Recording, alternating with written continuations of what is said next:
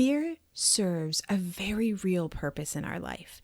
And there's a part of it that is very important. It keeps us safe. It preserves us. And I'll give you an easy example is that when you cross the street, you look both ways.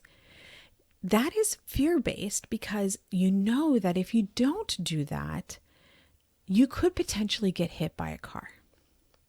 But to what extent does that become excessive and not necessary? How often do you walk down the sidewalk and you're looking both ways along the sidewalk? Is it necessary? Do you need to do it? And you may be saying, I don't do that when I walk along the sidewalk, and you probably don't.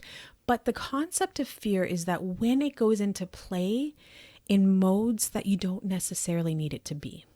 And so when I had you come from that place of desire, the space that you want to create for yourself and that future that you're looking for yourself, where is fear preventing you from getting there?